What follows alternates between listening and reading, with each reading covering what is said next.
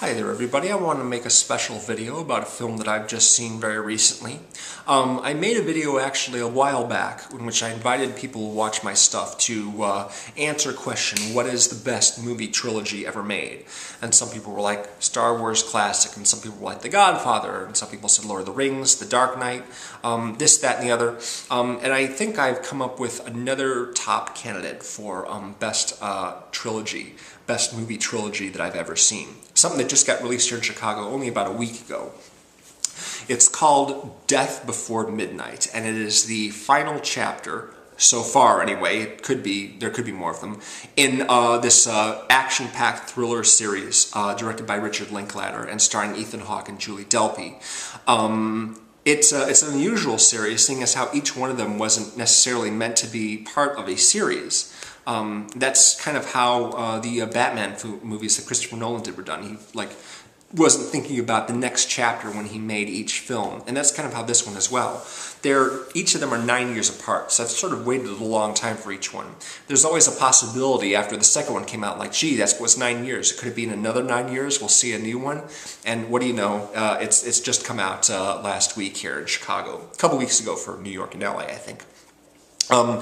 Like I said, all three films are directed by Richard Linklater, who is probably best known for Dazed and Confused and The School of Rock and comedies and independent dramas like that. So this is kind of an unusual type of movie, and a lot of people were sort of like, Richard Linklater directing action movies? That really doesn't make any sense at all. He's not the type. But one thing that Richard Linklater is very, very good with is writing and character development, and that really makes these films stand out above a lot of other, spy thrillers that you might have seen.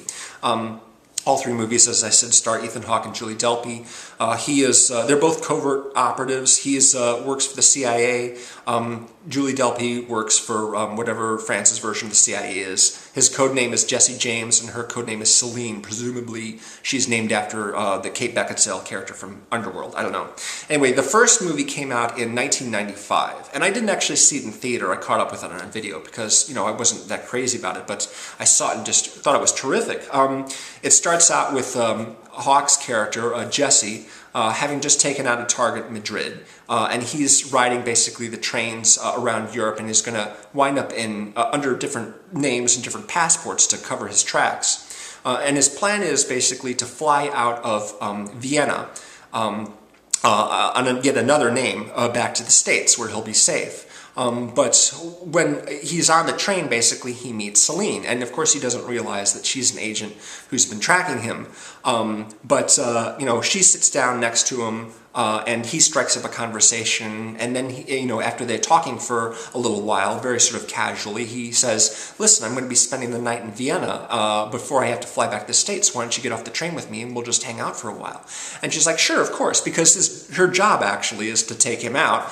She can't do it on a train with all the kinds of people around, and he's not really hinting around that maybe they should go off to a hotel somewhere. That would provide them with some privacy. They stay out in the open practically all night long. They walk around the city, they go to different bars, what have you, and restaurants, and just talk, and she's waiting for her moment to take him out, but it never comes. And as it goes along, she starts to develop feelings for him, and he for her. He wasn't really planning on this. She was just a pretty girl on the train that he saw. He thought he'd spend some time with her, but she's beginning to question whether or not she should, fulfill her mission.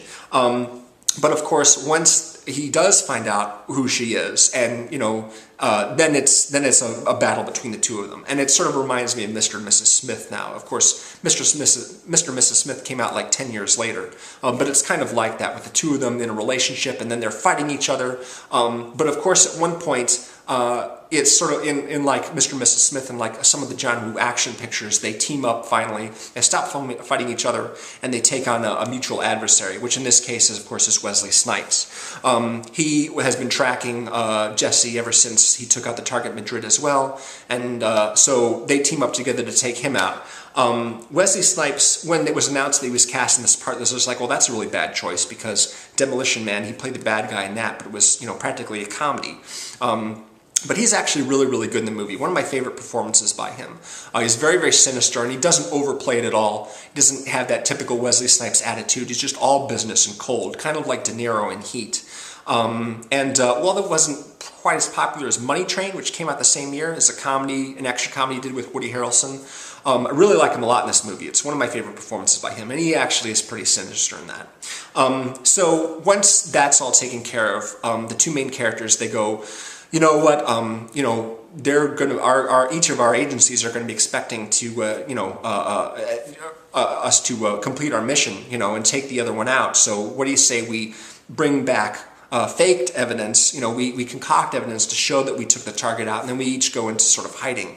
And so since they can't really communicate without giving away what's happened, they agree to meet at the exact same spot where they're at right now in 6 months. In 6 months' time, he's going to fly back to Vienna, and she's going to take the train from Paris, where she lives, to Vienna, and they're going to reunite again. So they sort of leave it at that. You don't find out exactly what happened 6 months later at the end of the film. I forgot to mention that this movie, of course, is called Death Before Sunrise. And the next movie in the series, which came out 9 years later, of course, is called Death Before Sunset, at which point we find out exactly what happened. As it turns out, right before Celine, the Julie Delpy character, was about to travel to Vienna, she got ambushed in... darn it. Oh, I can't remember what this is. Darn it, I can't remember. It's some other city. She was originally traveling from there. Budapest, right, sorry, Budapest. She got ambushed in Budapest. So she missed the rendezvous. And Jesse, of course, hung out in Vienna waiting for her for like a couple days, but realized if she's been compromised, if someone's tracking her, then I need to get out of here because it's not going to work. So he flies back to the States. And it isn't until he ends up coming to Paris like 9 years later on a completely sort of unrelated matter that they run into each other again. But as it turns out, he actually sent her a coded message because he couldn't communicate with her directly. He sent out a coded message basically that only she would recognize as being from him, and made sure that it got to places where she might frequent and what have you, in the hopes that it might, because he doesn't know anything about her really. He doesn't know her full name, doesn't know her address, anything like that, and he's trying not to, let anyone back in America know that she's still alive because he was supposed to have killed her. And the same thing with her. But what happens is she manages to intercept the message, she decodes it, and they meet in Paris, and it's 9 years later, so they get caught up again. Now, what they don't realize, of course, is that someone else has also spotted the message and decoded it and is planning on taking them both out, and that, of course, is the Javier Bardem character.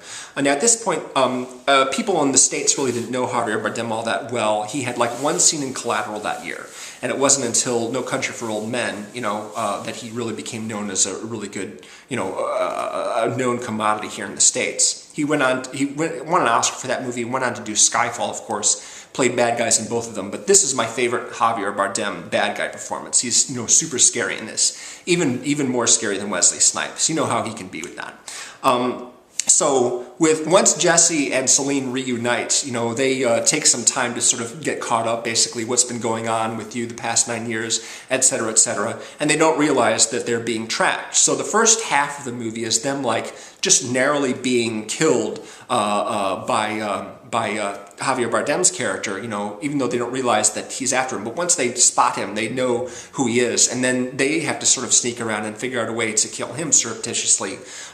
It's really, really good movie. The unusual thing about Death Before Sunset is that it's a real-time movie. Unlike the first and third, it basically is it's like an hour and a half, and the time frame only lasts an hour and a half. So right from when they meet up until the point where they have their big confrontation at the end, it basically just covers an hour and a half time in the story, which is very, very unusual.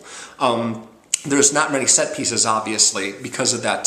There's like, something in the beginning, and then there's like two sort of fights at the end. So yeah, that's pretty much it. But it's a really, really tight thriller. And again, Richard Linklater is very, very good with character, and he really makes us know these characters well. So even though there's a lack of action compared to a lot of other action films, it's more emotionally involving because there's more at stake here. If you know these characters and you really have a lot emotionally invested in them, you're that much more invested in them getting away safely and not getting killed. So both those movies are fantastic, really good. And I'm not sure how to rank them exactly in terms of all three of them. But I was really sort of afraid because Death Before Midnight, when I heard it announced, I'm just like, oh, they're making a third one, that's great, except that the other two are so good, it can't possibly be as good. Well, I'm not sure whether or not Before Midnight is better than the other two, or almost as good as the other two, but I'd say it's at least equal to them. I wouldn't say that any one of them is better than the other. And it's really a good idea to watch all three movies rather than just the third one or just the second one or just the first one, actually. Because there's an evolution, of course, over the course of years. And in Death Before Midnight, obviously, in this one, they haven't been separated for a long time. They've been together, actually, hiding out under assumed names for the past 9 years. When we start the film, they're basically on some sort of isolated Greek island.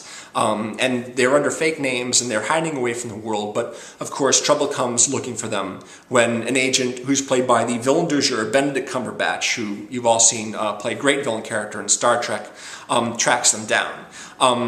But his methodology is a little different from the other ones. He sets a trap for them.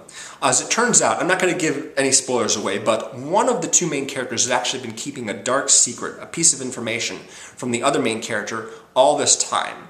And what Benedict Cumberbatch's trap is, he's going to make sure that the other character knows what that dark secret is and pit them against each other once again. Instead of going and trying to kill them both, he's going to get them to kill each other. So once that happens, then it becomes like the first film again, where they're fighting with each other, you know, and there's this great, great, great fight scene that must last for, I don't know, 20 minutes long. It is such an incredible piece of choreography. And, you know, both Julie Delpy and Ethan Hawke are like in their early 40s now, you know, so obviously they had to do a lot of training in order to pull off the stunts and the fight sequence and everything like that. It's crazy, you know, but they do great. They're so incredible in these characters. And of course, I am sort of emotionally attached to this point because I love the first one. The second one is great. So naturally, I didn't want to see them kill each other, you know. I wanted to see them, I'm not going to give away how it ends, but let's just say there's a possibility that there could still be another installment. Maybe in 9 years, maybe sooner, I'm not really sure.